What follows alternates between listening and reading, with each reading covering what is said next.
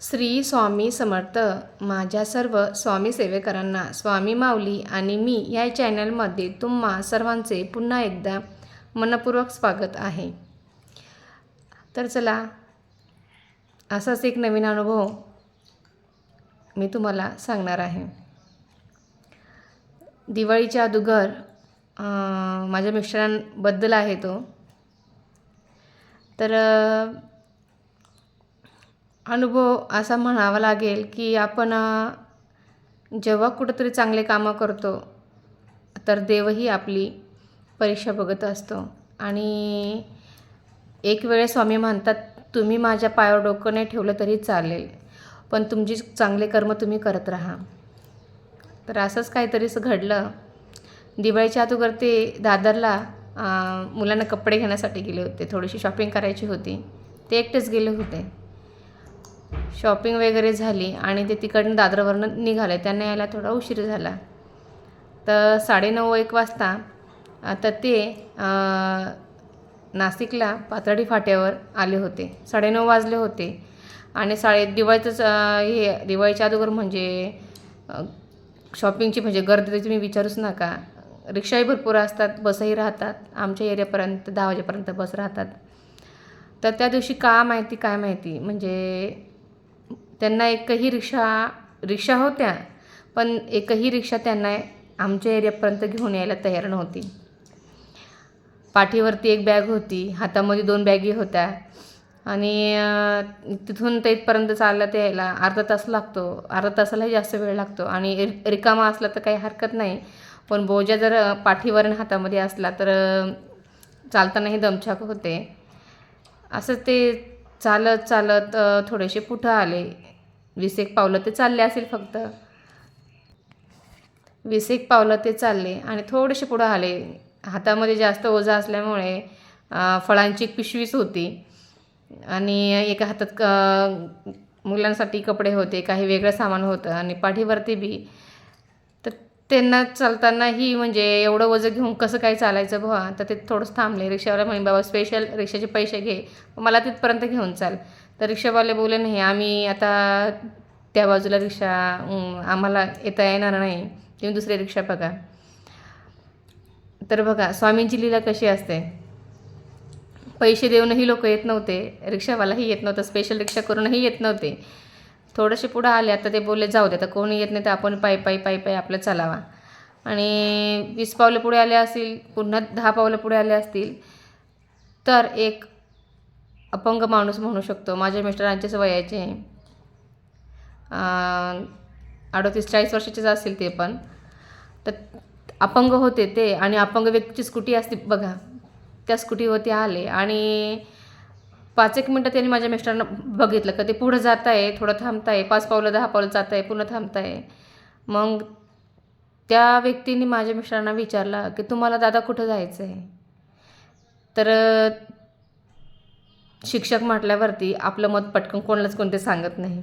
माझ्या मिस्टरांना मी सांगते, ते अजिबात त्यांच्या मनातला पटकन समोरच्याशी बोलत नाही. ते बोलले, नाही मला इथं जायचं आहे, जवळ आहे म्हणे, माझं मी जाईल. आत्ता ती व्यक्ती पुन्हा विचारली, मी तुम्हाला सोडतो, तुम्ही फक्त तुमचा ॲड्रेस सांगा. तर यांना वाटलं ॲड्रेस सांगायचं म्हणजे हा मला घरपर्यंत घेऊन येईल. आणि आत्ताची लोक बघा, रात्रीचा वेळ जर समजा कोणी मागितली तर आपणही घाबरतो, म्हणजे मदत घ्यायलासुद्धा घाबरतो आणि मदत करायलासुद्धा घाबरतो. तर ती अपंग व्यक्ती त्या अपंग स्कूटीवर होती. आणि माझ्या मिस्टरांना त्यांनी पहिल्यांदा विचारलं, हे नाही बोलले. पुन्हा 5-10 पावलं पुढे चालले. पुन्हा ती व्यक्ती त्यांच्या पाठीमागे आली. म्हणे, अहो दादा, तुमच्या पाठीवर एवढं बोजा आहे, हातात 2 पिशव्या आहे, तुम्ही सांगा, मी तुम्हाला सोडून देतो. तर ते बोलले, नाही मी चालेल. तर पुन्हा ते 10-1 पावलं पुढे चालले आणि पुन्हा ती व्यक्ती आली आणि बोलले, तुम्हाला विश्वास आहे ना. तर विश्वास हा शब्द त्यांनी ऐकला आणि ते एकदम स्तब्ध झाले. तर मीही त्यांना नेहमी म्हणत असते, अहो स्वामींवर विश्वास ठेवा, सगळं काही व्यवस्थित होतं. स्वामींवर विश्वास ठेवा, सगळं काही व्यवस्थित होतं. तर त्यांना कुठं तो शब्द त्यांच्या मनाला लागला आणि मग ते बोलले की मला चौकापर्यंत जायचं आहे, मला तुम्ही सोडा. आणि मग ते बसले, स्कूटीवर बसले. आणि बघा, अपंग व्यक्ती चांगले चांगले घेऊन यायला तयार नाही आणि त्या अपंग व्यक्तीला दया आली, आपण असं म्हणू शकते माझ्या मिस्टरांची. आणि ते बसले आणि मग थोडेसे ते चालत चालत अर्धा तास लागतो, म्हणजे ते 10 मिनटं तरी त्यांच्या गाडीवर, त्या व्यक्तीच्या गाडीवर ते बसले.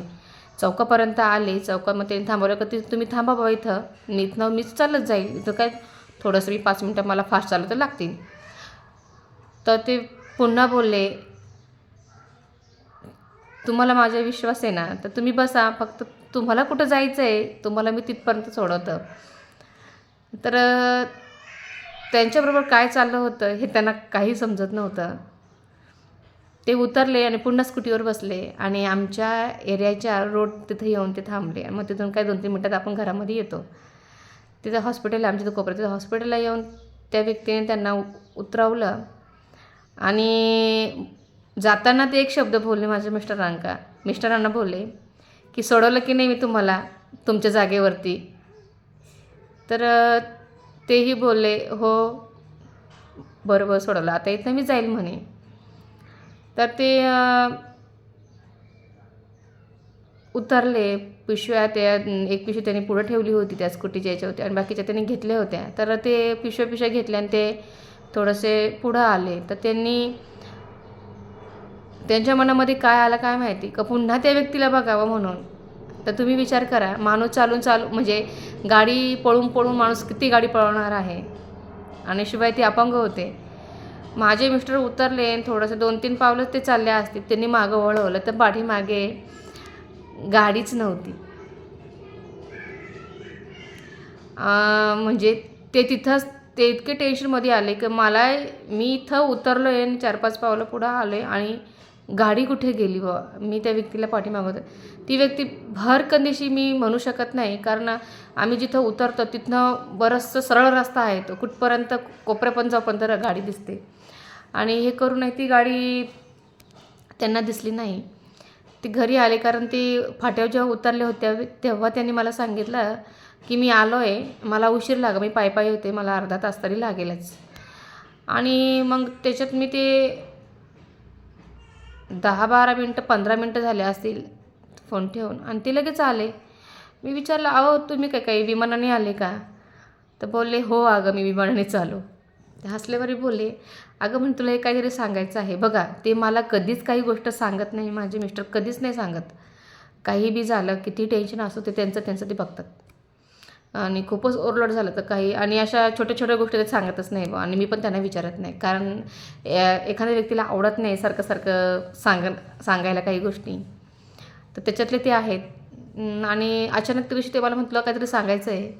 मला असं वाटलं शॉपिंग केली व काहीतरी आणलं असेल तरी वेगळं, माझा उत्साह वेगळाच. पण मग ते बोलले, इथं बस म्हणे माझ्याजवळ. आणि मी बसली. तर म्हणे, अगं आज असं झालं आहे. मी त्या व्यक्तीने ती व्यक्ती 3 वेळेस माझ्याजवळ आली आणि फायनली मला तिथं शेवटी नाविलाजाने त्यांच्या गाडीवर बसावं लागलं. आणि इथं उतरलं तर मागं मी उतरलो थोडंसं 2-3 पावलं किंवा 4 किंवा 5 पावलं चाललो असेल आणि मागं वळून बघतोय तर ती व्यक्तीच नाही, ती गाडी पण नाही. असं काय झालं?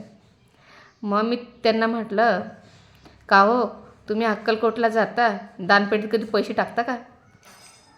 हसल्यावर मी त्यांना बोलली, दानपेटीत कधी पैसे टाकता का? तर ते बोलले नाही. म्हटलं, तुम्ही असं कोणीही व्यक्ती तुम्हाला भेटल्यावरती, गरजू व्यक्ती म्हणा, काही म्हणा, तर तुम्ही दानपेटीत पैसे न टाकतात, त्या व्यक्तींना पैसे देतात. तर हेच आपल्या माऊलीला आवडतं. प्रत्येकाचा भाव वेगळा असतो. तुम्ही कोणाला तरी मदत करता, म्हणून स्वामींनी तुम्हाला तुमच्या हातातल्या पिशव्या बघून तुम्हाला ती मदत करायला आली. तर अनुभव हा माझ्या मिस्टरांना अचंबित करणारा होता. आणि आपण म्हणू शकत नाही का ते स्वामीच असतील, पण स्वामींच्या रूपात ती व्यक्ती होती, त्या व्यक्तीच्या रूपात ते स्वामी होते. मदत ही माणसाने केली पाहिजे जीवनामध्ये. भलेही तुमच्याकडे काही नसो, पण 2 शब्द बोलायचे, तुम्ही चांगले बोला. तुमच्याकडे 1 रुपया जरी असला तर तुम्ही ते 8ने देण्याची ताकद समोरच्याला ठेवा. हेच आपल्यासाठी पुण्याचं काम आहे. तर हा अनुभव मी माझ्या घरच्यांनाही सांगितला तर त्यांनाही कुठंतरी विश्वास पटला माऊलीचा. माझ्या माहेरी मी सांगितलं तर त्यांनाही खूप म्हणजे विशेष वाटलं, की अगं चांगले चांगले माणसं मदत करत नाही, ती अपंग व्यक्तीच का मदत करायला आली. तर असा हा मिस्टरांना अचंबित करणारा हा अनुभव होता. खूप म्हणजे विचारही करू शकत नाही, एवढा वेगळा अनुभव तो होता. तर तुम्हीही स्वामी सेवा तुम्हाला करायला नाही जमली तरी चालेल, पण स्वामींचे नाम तुम्ही सततमुखी घ्या, चांगलं बोला, सर्वांना आदर द्या, सर्वांशी प्रेमाने वागा. कोणीही आपल्या दारामध्ये आलं तर त्याला पाण्याचा ग्लास भरून तर आपण देऊ शकतो की नाही. तर हेच आपले कर्म आहेत आणि कर्म घडायला आणि कर्म शिकायला आपल्याला कुठं जावं लागत नाही. ते आपल्या मनामध्येच राहतात. ते आपल्याला कसे कोणत्या वृत्तीने आपल्याला ते घडवायचे असतात ते आपल्यावरती असतात. माऊलीही हे सांगतात, तुम्ही भलेही माझी सेवा करू नका, काही करू नका, पण तुमचे कर्म चांगले ठेवा, छान बोला, छान राहा, छान खा, कुणाचं वाईट चित्तू नका, तर आपलंही वाईट होत नाही. आणि आमच्या बाबतीतही वाईट चितणारे भरपूर आहेत, पण आम्ही टेन्शन घेत नाही. माऊली आहेत ना, ते सांभाळून घेतात. कितीही संकट आलं तरीही माऊली प्रत्येक गोष्ट सांभाळून घेते. तर हा अनुभव तुम्हाला शेअर करावा वाटला म्हणून मी केला. तुम्हाला कसा वाटला हा अनुभव मला नक्कीच कमेंट करून सांगा. सर्वांना श्री स्वामी समर्थ.